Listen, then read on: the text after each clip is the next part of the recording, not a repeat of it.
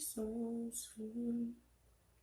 Alors, bonjour à tous. C'est lundi, comme vous le savez, notre rendez-vous sur Vive pour Christ Magazine, notre rendez-vous avec le Saint-Esprit, notre rendez-vous pour bénir cette semaine. Nous allons recevoir une parole de Dieu aujourd'hui.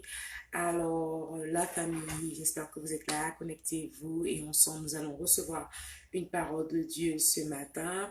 Donc, et je suis au rendez-vous, j'espère que toi aussi tu es là. Et si tu es là comme moi, tu peux me dire comment est la qualité de l'image, le son et tout le reste pour être sûr que vous pouvez entendre tranquille, ma voix.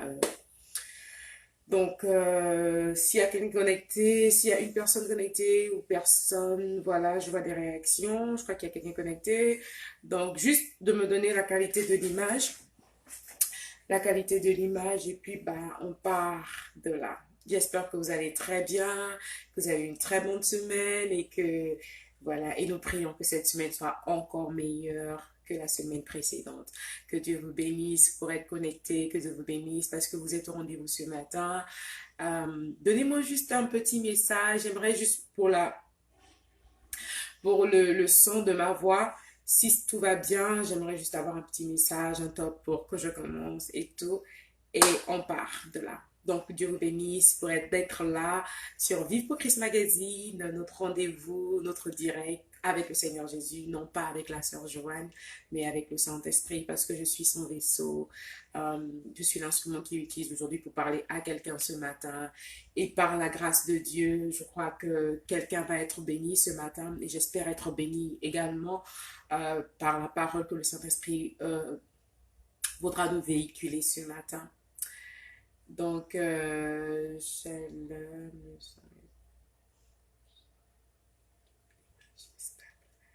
ok. Merci beaucoup, chérie. Merci d'être connectée. Ça fait un moment que je ne t'avais pas eu connectée directement comme ça, mais c'est très bien de t'avoir. Alors, big up à la sœur Amy qui fait un excellent travail déjà pour Vive pour Christ Magazine. Voilà, elle fait un très bon travail pour les médias, donc Vive pour Christ Magazine. C'est une bénédiction de te connaître. Merci à Dieu de t'avoir placé dans ma vie. Je remercie Dieu pour ta vie, bénis Dieu pour ta vie. Alors aujourd'hui, j'aimerais inviter des gens pour le direct, et c'est très important parce que on ne peut pas garder cette parole pour nous-mêmes, on aimerait partager ça avec quelqu'un d'autre. Donc ce matin, euh, je veux je voulais m'appuyer sur un verset biblique, Ézéchiel 37.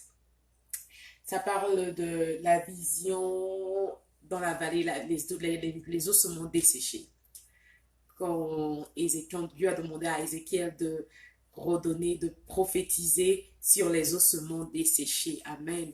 Donc, j'aimerais lire ce passage, j'aimerais lire Ézéchiel 37.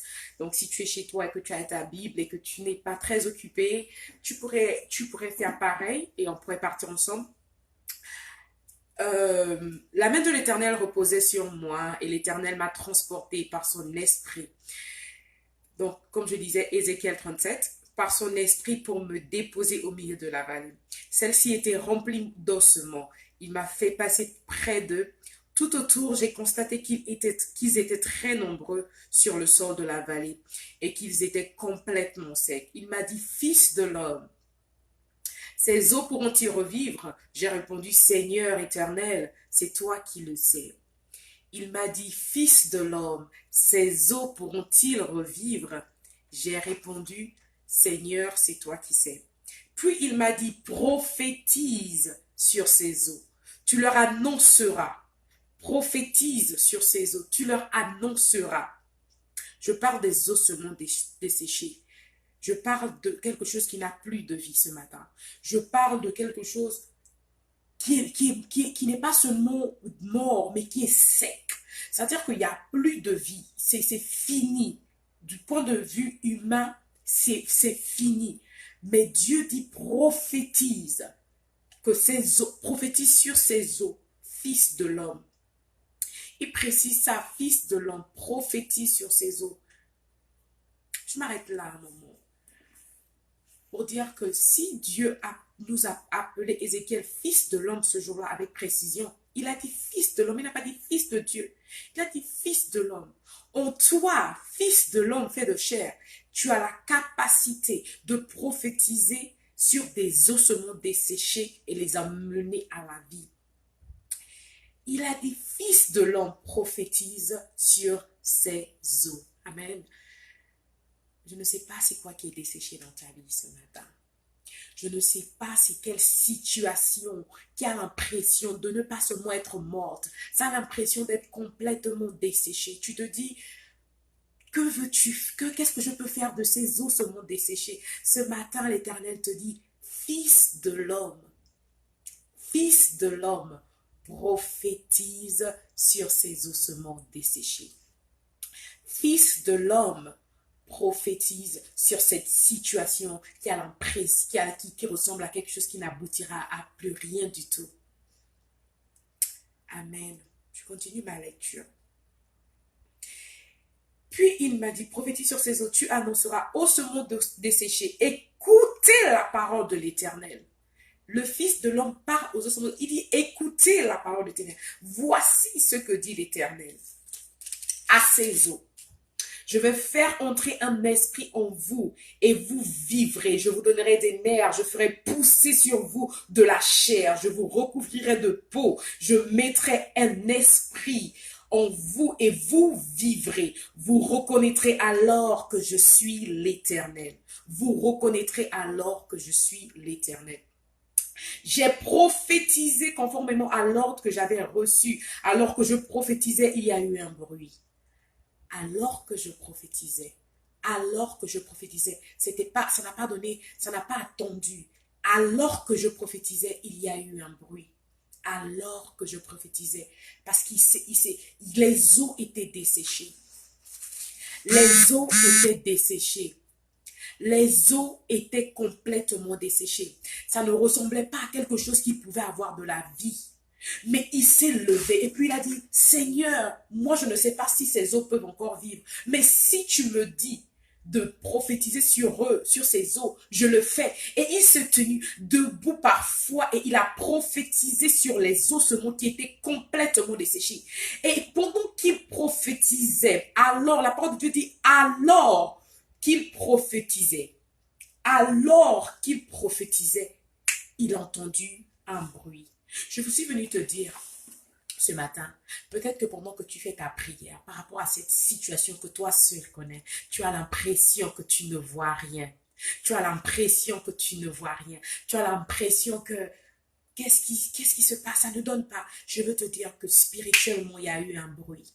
Spirituellement, il y a eu un déclic. Spirituellement, ta prophétie, le fait que tu te sois levé, que tu aies proclamé une parole sur une situation qui a l'impression d'être finie, dans le monde spirituel, quelque chose se passe. Alors que je prophétisais, il y a eu un bruit. Un mouvement s'est produit et les eaux se sont rapprochés les uns des autres. J'ai regardé et j'ai vu qu'il leur apparaissait des nerfs. Je vous parle des ossements desséchés ce matin. J'ai vu qu'il leur apparaissait des nerfs, de la chair. La chair a commencé à pousser et la peau les a recouverts en dernier. Mais il n'y avait pas d'esprit en eux. Amen. Il n'y avait pas d'esprit en eux. Il m'a dit, le Seigneur, prophétise à l'intention de l'esprit. Prophétise, fils de l'homme. Tu annonceras à l'esprit. Voici ce que dit l'Éternel. L'Éternel, esprit, vient des 4 vents, souffle sur ces morts et qu'ils revivent. Oh, est-ce que quelqu'un écoute ce que je suis en train de dire ce matin? Je veux que tu sois très attentive en fait, parce que je te dis, fils de l'homme, que nous sommes. What a privilege. C'est un privilège de savoir qu'en tant que nous, enfants de Dieu, on a le pouvoir, on a la capacité de rappeler quelque chose qui est mort à la vie.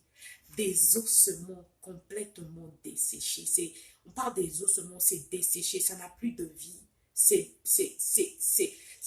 éparpillé, c'était pas seulement desséché, c'était pas un squelette, c'était des ossements. Parce que la parole de Dieu nous dit que pendant qu'il priait, les ossements se sont mis ensemble. Donc, je suis en train de parler des trucs qui étaient déjà décapités. C'était pas seulement un squelette qui est revenu à la vie, c'était des ossements qui étaient éparpillés. Je ne sais pas ce qui est éparpillé dans ta vie. Je ne sais pas c'est quoi la situation que tu regardes et puis tu dis, ah, peut-être que si c'était quand même un squelette, ça aurait pu donner. Mais là, comme ça, là, je sais que c'est fini.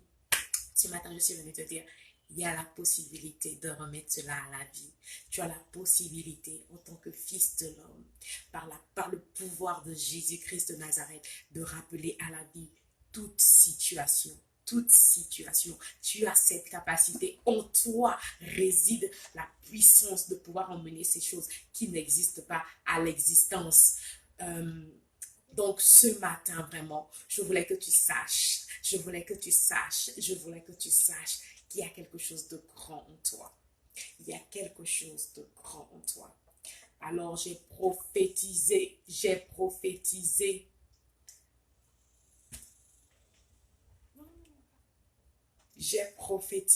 Excusez-moi une minute. Alors,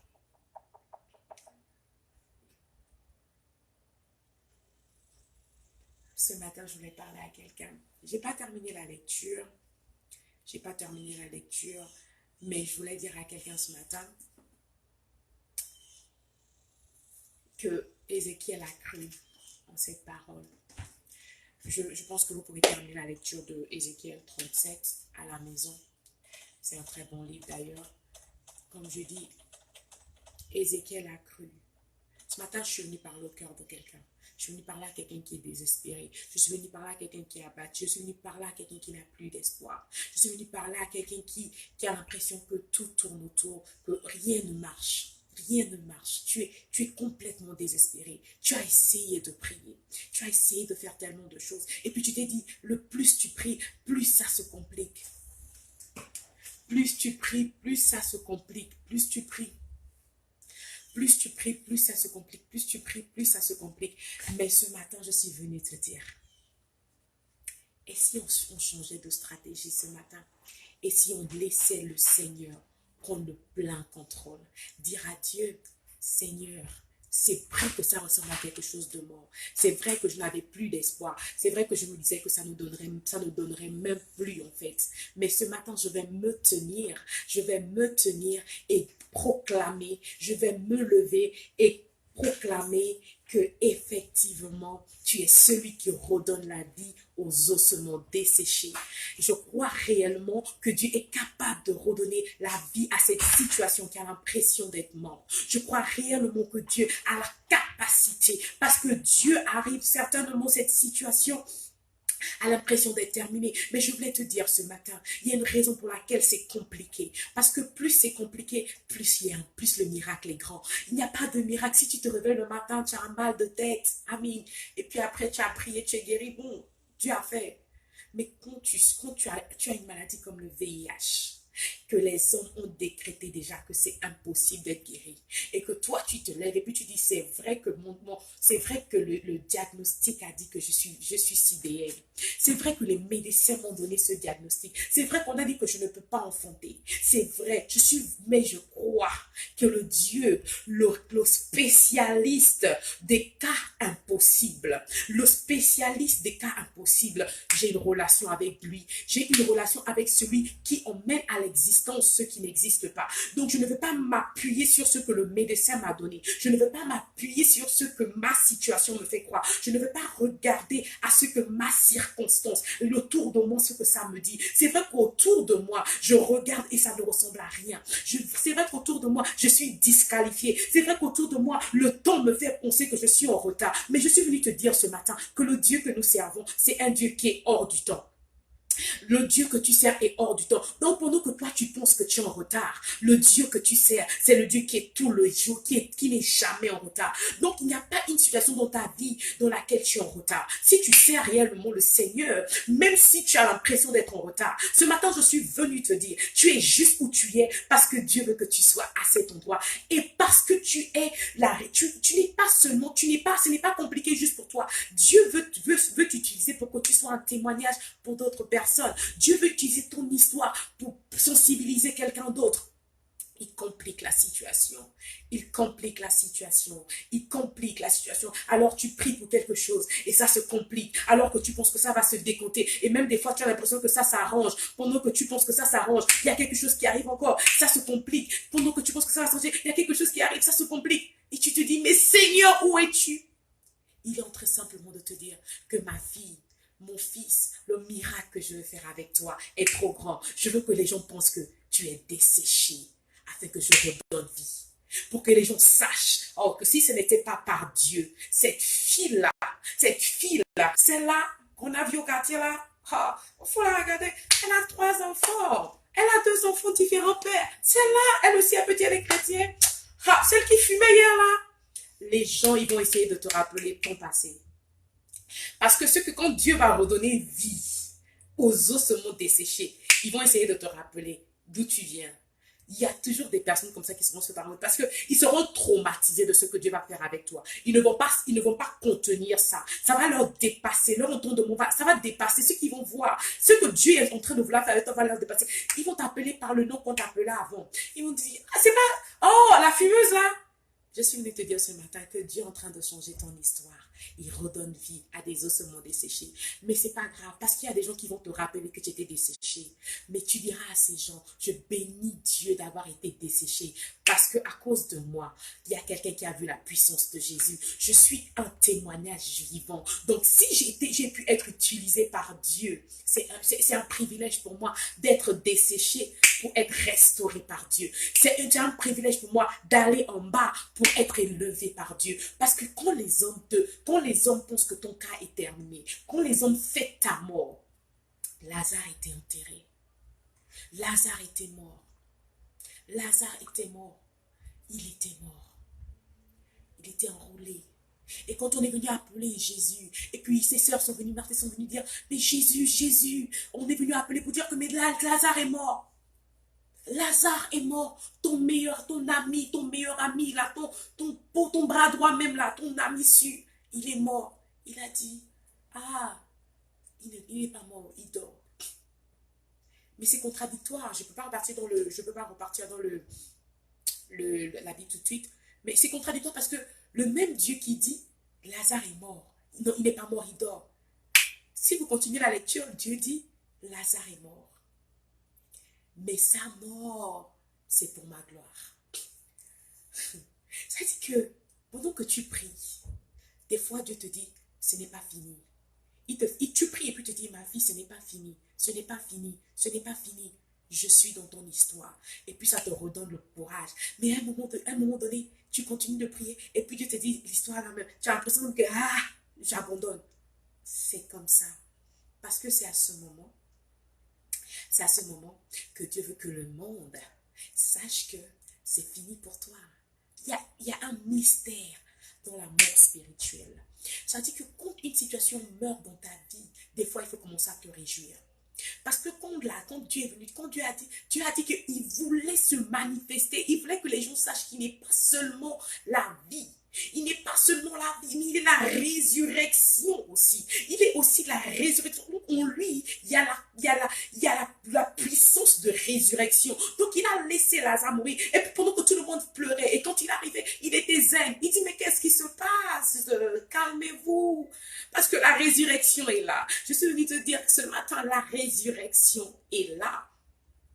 La résurrection est là. Cette situation n'est pas pour te tuer. Cette situation est pour glorifier le nom de Dieu. Mais c'est très bien de motiver parce que ça ressemble à de la motivation, tout ça. Quand quelqu'un vient et puis on parle de Dieu, on parle de comment Dieu restaure, comment Dieu ramène les ossements desséchés à la vie. C'est très bien parce que c'est dans ça que Dieu m'a emmené ce matin. Mais je profite de cette occasion pour te dire, pour que Dieu ramène une situation à la vie, il faudrait d'abord que tu puisses avoir une relation avec ce Dieu. Parce que quand tu dis Seigneur, il faut être sûr que tu appelles le Seigneur de la résurrection. Parce que la personne qui dirige ta vie, c'est ton Dieu. Donc beaucoup de fois, quand on va prier, on dit Seigneur, vraiment, interviens dans ma vie, Seigneur, je veux te voir. Seigneur, est-ce que tu appelles Jésus-Christ de Nazareth? Est-ce que tu parles de l'homme de Galilée? Est-ce que c'est vraiment lui ton Dieu? Ou ton Dieu, c'est le Dieu de la colère? Ton Dieu, c'est le Dieu de l'hypocrisie? Ton Dieu, c'est le Dieu de la jalousie? Est-ce que ton Dieu, ce qui dirige ta vie, est Dieu de ta vie? Maintenant, si tu es enfant de Dieu, quand tu dis Seigneur, fils de David, aie pitié de moi. Il sait que tu parles de lui.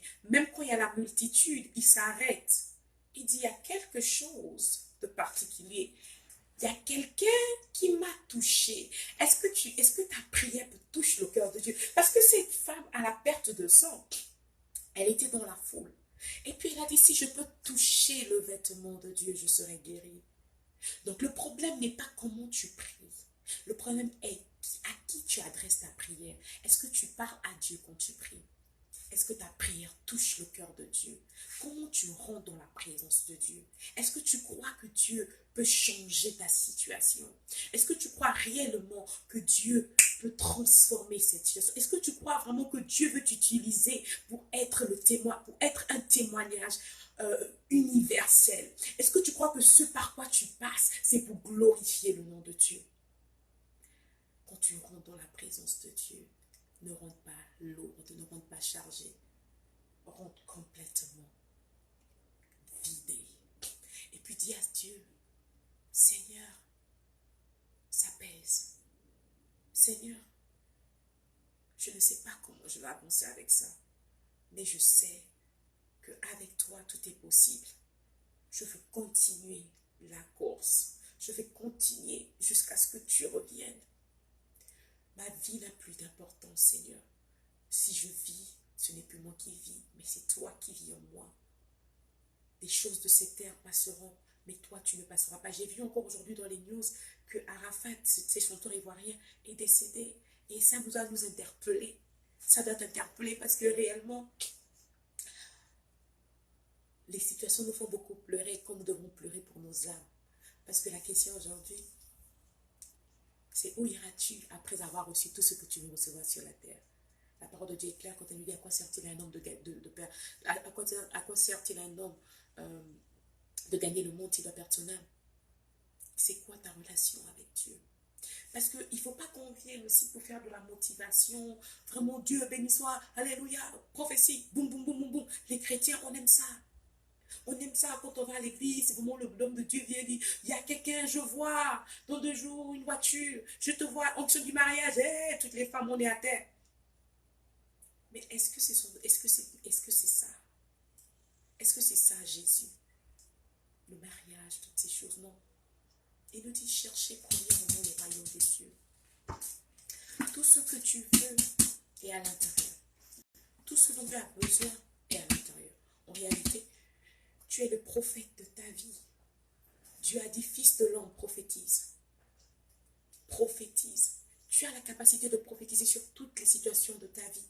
Tu n'as pas besoin que tu partes à l'église et puis bon, on commence à te motiver dans quelque chose. Non, je vois une femme, ça doit être ta ressemble à ta belle-mère. On dirait que c'est ton oncle. Je crois que c'est ton papa. Et puis les chrétiens, on est là, on suit le goût, on est dépassé, on se dit, tu commences à chercher la personne qui est un peu brune. On a tout le monde. Je vois, il y a quelqu'un de clair, il y a quelqu'un de clair, il y a quelqu'un de clair. Et puis tu commences à chercher quelqu'un de clair dans ta famille. Et toi-même, tu commences à te dire que c'est ta propre soeur qui est ton problème. Hey, Dieu nous demande de ne pas combattre contre la chair, mais contre l'esprit derrière ça. Et c'est l'esprit là, c'est le diable. On ne combat pas sa soeur, on ne combat pas sa mère. Mais aujourd'hui, l'Église nous enseigne que vraiment, retour à l'envoyeur au nom de Jésus. Retour à l'envoyeur, là, c'est qui? Tu as tué ta maman. Je dis, tu as la possibilité de prophétiser sur toutes les situations de ta vie. Donc, il n'y a aucune malédiction qui peut tenir sur ta vie. Il n'y a aucun... Tu dis que tu te lèves. Dans ma famille, je sors d'une famille où on a dit, il n'y aura jamais de mariage. Ça dit que c'est pas, on n'a pas prophétisé, hein? C'est quelque chose de réel. Ça dit que dans ma famille, c'est comme ça. Les femmes ne se marient pas. Les femmes ne se marient pas. Ce sont des femmes, vous faites des enfants avec des messieurs très, très puissants. Et puis, bon, vous êtes la maîtresse, quoi. C'est comme ça, toutes mes tantes. Ma mère a été chrétienne, elle a servi le Seigneur, ça n'a pas changé. Quand j'ai commencé à servir le Seigneur, j'ai dit à Dieu, je ne sais pas, mais moi, là, mon cas est différent. Je n'accepte pas cette histoire de ma famille là, qui disent que les gens ne se marient pas là. Je ne sais pas comment tu vas faire pour moi, quoi. Je ne sais pas, Seigneur. Mais mon cas est différent. Je ne sais pas. La Bible déclare que le temps est arrivé où nous n'allons pas souffrir des raisins. Nous n'allons pas avoir mal aux dents pour les raisins que nos parents ont mangés. Ça veut simplement dire quoi? Si les ancêtres que tu n'as pas même connus là ont fait quelque chose et ça continue à peser sur toi, c'est parce que toi-même tu t'es pas levé pour prophétiser encore sur ta vie. Moi j'ai dit, Seigneur, je ne sais pas comment tu vas faire ça, mais je prophétise dans le nom de Jésus que je me marie. Et bien sûr, et ce sera très bientôt, la prochaine fois que je viendrai là, dans quelques mois, vous allez avoir là une très jolie bague au nom de Jésus. Je reçois cela et je scelle cela dans le nom de Jésus. J'y crois fermement parce que je me dis, il n'y a pas de raison que je serve un Dieu qui me donne, qui dit que j'ai déjà tout gagné et que je ne gagne pas les petites choses. Mais rien, c'est quoi? Il y a un homme qui a été fait pour moi, il est là. Donc je peux pas me dire que ça me concerne. Le seul problème, c'est qu'on accepte tellement, on reçoit tellement de choses, on laisse nos esprits recevoir tellement de choses qui affectent notre mental et qui nous empêchent, en fait, de marcher dans la victoire que Dieu a déjà gagnée. Parce qu'il dit qu'on ne combat plus pour cette victoire, nous combattons dans la victoire. Donc, comment ça se fait que nous puissions encore être en train de se dire que vraiment, dans ma famille, on dit que les femmes ne se marient pas, vraiment, je dois combattre, non, je dois jeûner. Bon, tu prends juste un verset, tu dis que Seigneur, tu t'es fait malédiction là-bas à Golgotha, là.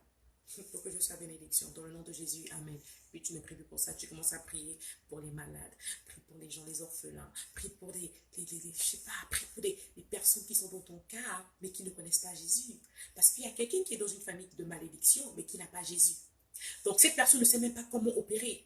Donc elle est là, elle accepte la bénédiction. Mais tu peux te lever et te dire que parce que toi tu connais Jésus et que ton cas est différent, tu ne peux plus être là à jeûner, rejeûner et reprier pour la même chose. Tu commences à passer à une autre dimension. Et cette dimension, c'est prier pour d'autres personnes afin que cette personne puisse connaître Jésus. Parce que quand tu connais Jésus, ça annule la malédiction. Donc tu ne pries plus pour ton cas, mais tu commences à prier pour que quelqu'un d'autre rencontre le Jésus qui annule les malédictions.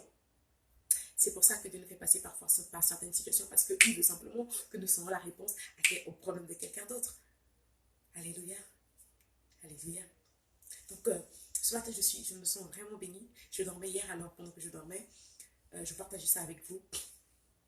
Parce que ça fait un moment, le Seigneur m'emmène à lire le livre d'Apocalypse. Et je me dis, mais vous savez un peu, nous les chrétiens, on va lire tous les livres, on est motivé pour tous les livres, mais quand il s'agit d'Apocalypse, on est tout le temps... bon, personnellement, moi, j'étais genre très...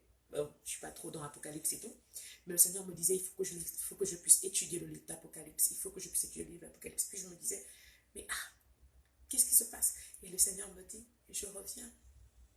Je veux que tu saches que tout ce qui se passe là sont les signes que je suis en train de revenir. Et l'Apocalypse, c'est le livre que nous devons lire. Parce que nous sommes tellement distraits avec tout ce qui se passe autour de nous que nous ne gardons pas notre focus sur l'arrivée de Jésus qui est imminente aujourd'hui. Il dit que quand vous verrez toutes ces choses, sachez que je suis à la porte. Il dit que vous verrez toutes ces choses. Regardez les accidents qui se passent. Regardez les choses qui se passent dans le monde. Qu'est-ce que nous faisons nous en tant que chrétiens? Le chrétien, on est là à pitoyer sur nos sorts. On est encore plus pauvres même que les gens qui sont, comment dire, les gens qui sont non chrétiens. Alors hier, pendant que je dormais, je ne sais pas si c'est un nom, je ne sais pas si c'est le Saint-Esprit, je ne veux pas blasphémer, mais je sais que j'ai vu la Bible s'ouvrir. Ça, c'est dans un rêve, un songe, et la Bible s'est tournée, et puis c'est arrivé à Apocalypse. Et pendant que je tombe dans l'Apocalypse, on me dit, il faut que tu lises ce livre, dans la Bible, donc bien mûr. Et là, je me dis, Seigneur, qu'est-ce qui se passe? Et je me réveille, et puis il me dit, un homme enseveli. Je vois comme si c'était un cadavre qui était attaché. Vous voyez, comme quand Lazare est sorti, par exemple, du tombeau, et puis il était déjà tout attaché, on l'avait déjà balancé, enseveli. Et puis, Seigneur, qu'est-ce que tu veux m'enseigner? Et puis, il me dit, je suis celui qui redonne vie à tout ce qui est enseveli, à tout ce qui est déjà mort. Et je me suis dit, waouh, c'était puissant pour moi d'avoir cette confirmation, parce que c'est effectivement sur Ézéchiel 37, donc c'est de ça, c'est ce que j'avais reçu pour que cet être-aimé de mon cœur partager avec vous aujourd'hui. Et là, je me dis juste, sûrement, il y a quelqu'un qui a besoin d'entendre cette parole. Il y a sûrement quelqu'un qui a quelque chose qui est complètement mort. Mais je te parle à toi, je parle à moi, le Saint-Esprit me parle à moi aussi. Parce que la vérité, c'est que je suis là aujourd'hui. Je veux te dire que tu as peut-être l'impression que oui, je n'ai rien qui se passe dans ma vie. Je suis sûrement une chrétienne parfaite qui n'a pas de problème. Tout doit être vraiment parfait pour elle. Regarde comment elle parle. Non. Il y a des trucs qui sont ensevelis dans ma vie. Il y a des trucs qui ont repris. Il y a des situations qui ont l'impression d'être complètement mortes dans ma vie. Mais ces situations ne peuvent pas m'empêcher de parler de celui qui est la résurrection. Parce que à un moment donné, j'ai compris dans ma vie que je ne dois pas être avec ce Dieu pour la bénédiction. Je dois être avec ce Dieu parce qu'il est la source d'eau qui ne tarit pas. Il est la source de toutes les ressources. En réalité, quand tu as Dieu, tu as tout le reste. Mais quand tu cherches tout le reste et tu n'as pas Dieu, tu perds tout. Je suis arrivée à un point de ma vie où aujourd'hui, je peux clairement dire, je peux tout perdre, mais pas mon Jésus. Parce que pour quelqu'un qui a tout fait comme moi, je disais toujours à ma mère, tu vois, ce tatouage-là, c'est juste une preuve pour dire que j'ai fait, j'en ai un autre quelque part, je sors de quelque part. Je sors de quelque part.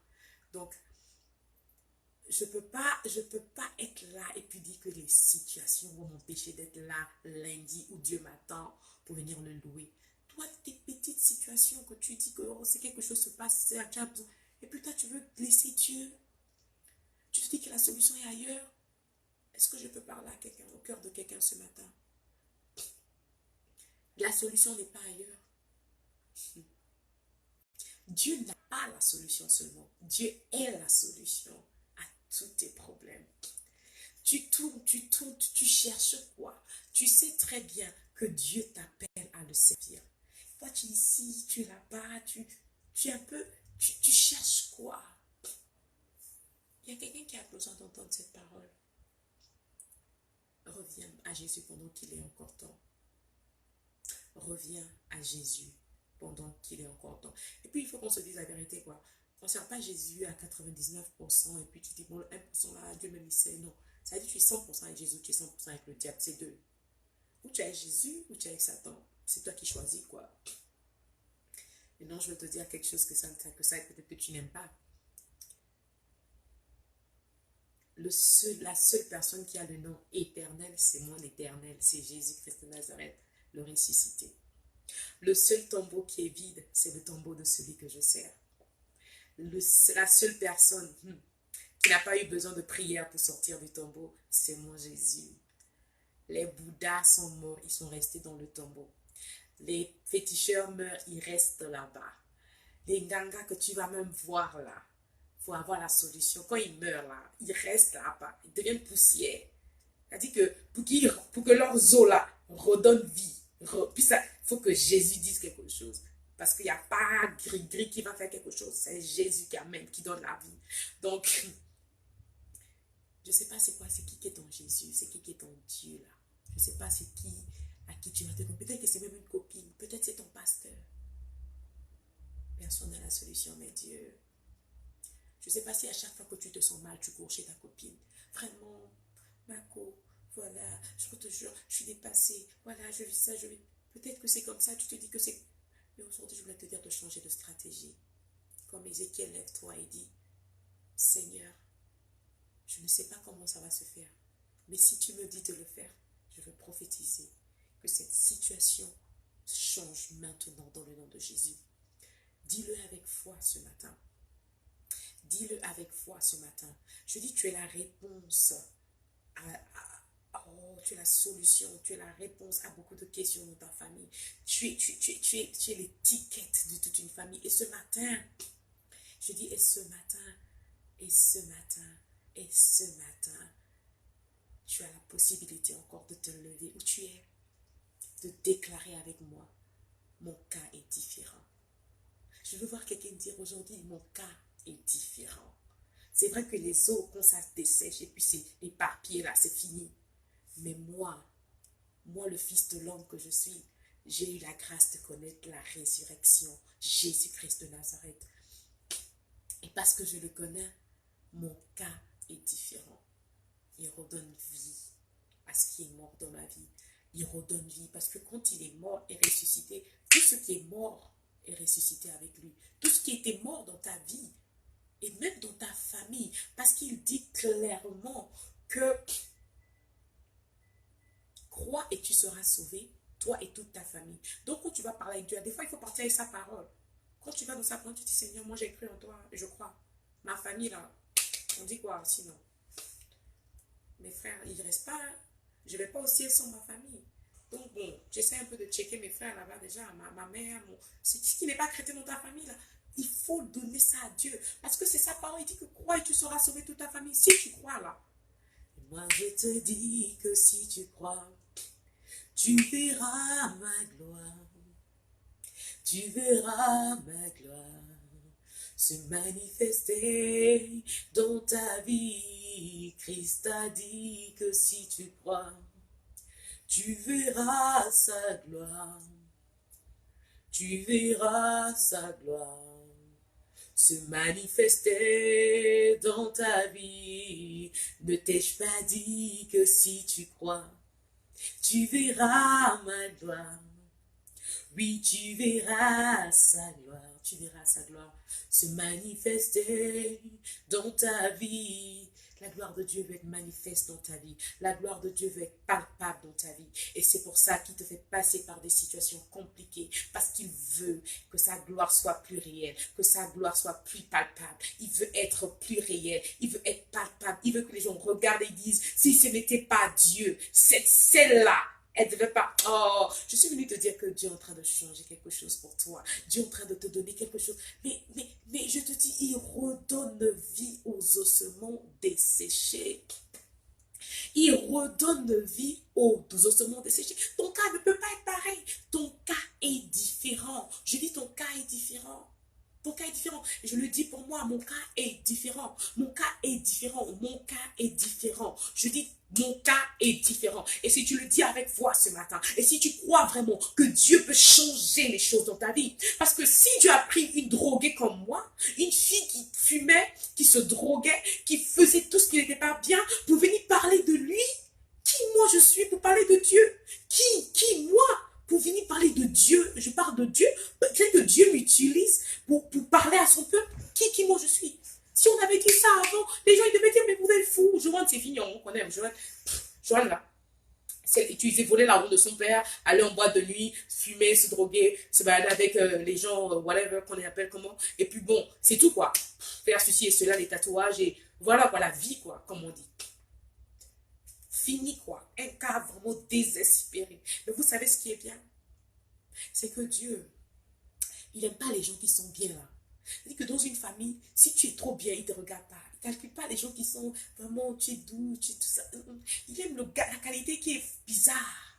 Oh mon Dieu, c'est un Dieu bizarre. C'est-à-dire qu'il aime les gens bizarres. Il aime les gens bizarres. Parce que quand tu transformes quelqu'un qui est bizarre là, toi-même tu sais, toi-même là, quand tu n'es pas bizarre, tu sais que hey, si personne bizarre est devenue comme ça là, c'est pas humain, c'est Dieu qui a fait ça. Donc moi là, comme j'étais, j'étais complètement, voilà. Mais Dieu a dit, oh, dans ma famille, du côté de mon père et du côté de ma mère, je suis celle que Dieu a réellement utilisée puissamment en fait. Et bien que mes sœurs et tout ça, bon voilà, ils croient en Jésus, il n'y a pas quelqu'un qui a eu un appel comme ça sur sa vie. Moi, Dieu m'a appelé à le servir. Et c'est un vrai privilège parce que je n'aurais jamais pensé que Dieu m'aurait appelé à le servir parce que je me disqualifiais déjà moi-même en fait. C'est-à-dire que je m'étais disqualifiée, mais il y a quelque chose, c'est pourquoi on parle de la grâce, parce que la grâce, elle qualifie les disqualifiés. Donc, si tu es qualifié, tu n'as pas besoin de la grâce. Tu as besoin d'être disqualifié pour être qualifié par la grâce de Dieu. Si tu n'es pas un voleur, Dieu ne peut pas te regarder. Si tu n'es pas un criminel, Dieu vient pour les gens qui sont finis. C'est-à-dire que tu as un passé qui est bizarre. C'est-à-dire que tu vis une situation qui est un peu bizarre. Et puis Dieu dit, c'est toi que j'aime. Il y a quelque chose que j'aime avec toi. Quand vous regardez les disciples de Dieu là, les disciples de Jésus là, il faut regarder comment il les choisissait. Il voit comme ça, il dit, ah, celui-là c'est un collecteur d'impôts, il est genre. Il dit, celui-là, c'est lui que je veux. Il ne partait pas choisir ceux qui sont déjà vraiment chrétiens, qui sont vraiment bien déjà assidus, vraiment, puis il sait que bon, c'est ce. Non, il regardait les gens qui sont bizarres. Il regarde les gens comme ça, il dit non, ah, le drogué là, j'aime bien, continue encore, fais au moins encore 2 ans d'overdose. Je veux que tu ailles même à l'overdose, pour que pendant que tu seras à l'hôpital, sur l'hôpital là, c'est là où je vais me révéler à toi et tu sauras que je suis le Dieu qui désintoxique. j'étais déjà à un cas où j'étais à un niveau de ma vie où si Dieu ne m'avait pas apparu, c'est qu'aujourd'hui, peut-être que je suis morte de, je sais pas, d'un cancer de poumon ou je sais pas trop quoi en fait. Je suis sûre de ça. Mais Dieu a dit non, je n'ai pas fini avec toi, Joanne, je n'ai pas fini. Je suis en train de commencer. Laisse les hommes penser que c'est fini pour toi. Laisse les hommes penser que ton cas est déjà terminé. Mais je te dis que pendant que le Dieu dit que pendant que les gens disent que ton cas est fini, Dieu dit que ton cas, c'est pas fini, c'est simplement différent. Ton cas est simplement différent. Il ne faut pas dire mon cas est différent parce que tu penses que c'est aussi la vérité. Non, ton cas aussi est différent. Ton cas aussi est différent parce que, parce que tu as Jésus, parce que tu fais ce que les autres ne font pas. Donc tu es différent de ces personnes. Et c'est comme ça que Dieu manifeste sa gloire.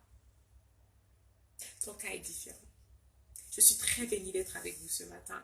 Je suis bénie moi-même de recevoir cette parole pour moi-même. Je bénis Dieu pour vos vies. Je bénis Dieu pour toutes les personnes qui ont été là ce matin. Et comme vous le savez, je crois fortement que cette semaine sera une semaine bénie. Et je prie dans le nom de Jésus que la grâce de Dieu, que sa grâce vraiment puisse être sur vos vies, sur nos vies. Vraiment que vraiment le discernement soit notre partage, que Dieu nous aide vraiment, que cette semaine, oh wow, que cette semaine soit une semaine de témoignage. Je prie vraiment que vraiment nous voyons vraiment que nous voyons voir vraiment une situation qui était morte revivre. Je prie vraiment pour quelqu'un ce matin, je prie vraiment pour des témoignages. Je prie vraiment que tu expérimentes vraiment la main de Dieu cette semaine. Je prie vraiment que Dieu te montre sa fidélité, que la fidélité de Dieu soit avec toi encore pendant cette semaine et que voilà, tu expérimentes le surnaturel. Je bénis Dieu pour ta vie. C'était notre direct alors de tous les lundis. Donc connectez-vous lundi pour 1 heure ou 45 minutes. Sinon, ça dépend de comment l'Esprit nous emmène.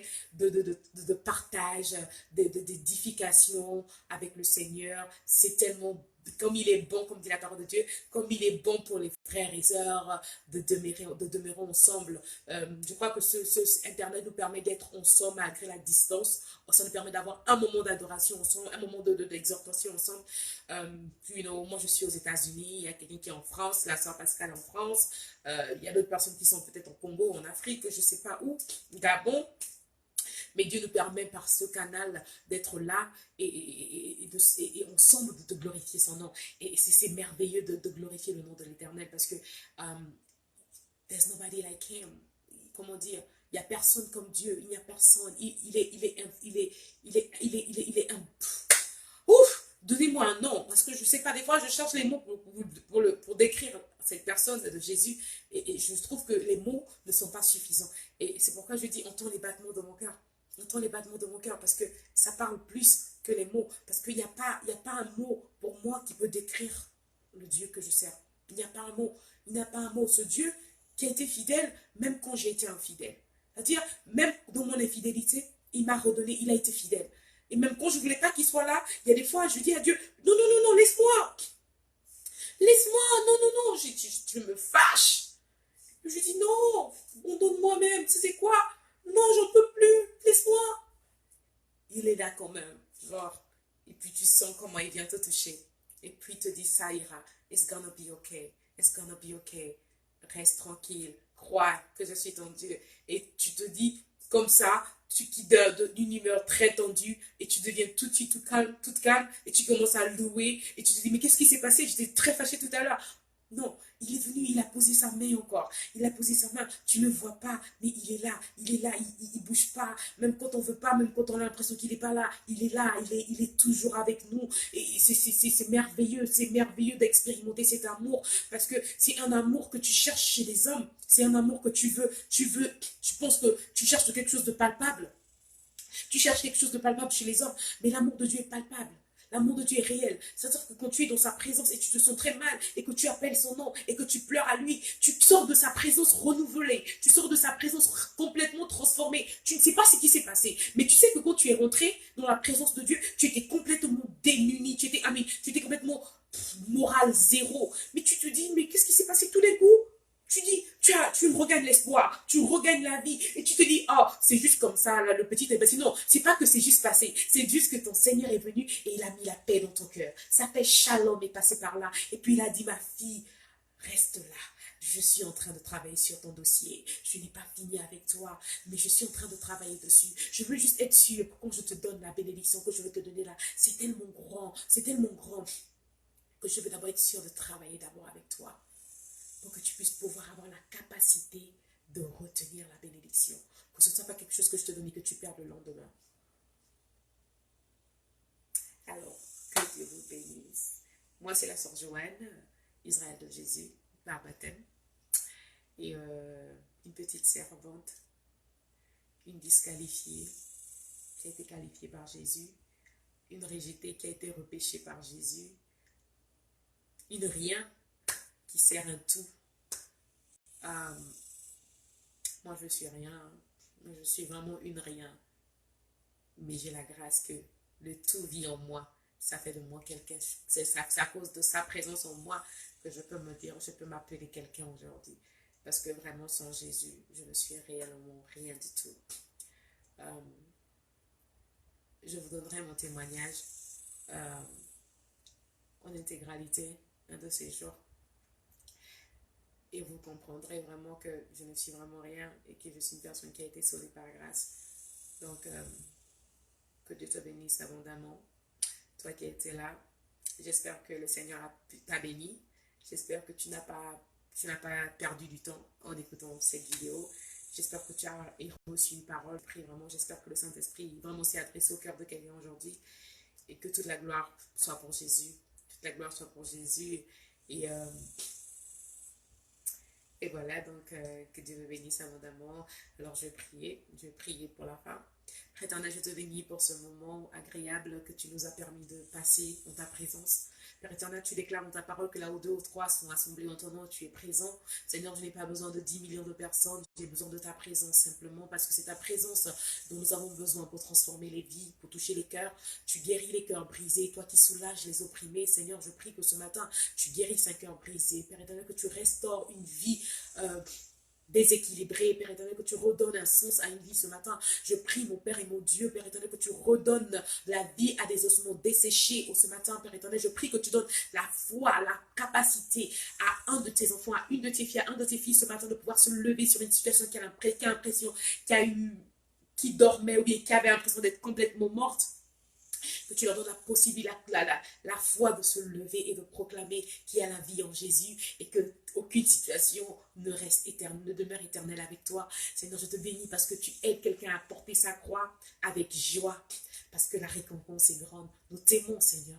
Continue de nous utiliser. Je te bénis pour cette génération aussi que tu élèves. Je te bénis pour cette génération de jeunes que tu élèves et que tu impactes pour servir ton précieux nom, Seigneur. Nous t'aimons, Jésus, et nous voulons faire ta volonté jusqu'à ce que tu reviennes. Donne-nous la force, Père éternel, de pouvoir continuer à te servir. Pas seulement te servir, mais te servir avec crainte, Seigneur. Te servir avec crainte, Seigneur. Et toujours te donner toute la gloire à toi seul, Jésus. Que ton nom soit béni. C'est dans le nom puissant de Jésus que j'ai prié et je dis Amen. Que Dieu vous bénisse abondamment et on se dit à lundi prochain par la grâce de Dieu. Gros bisous.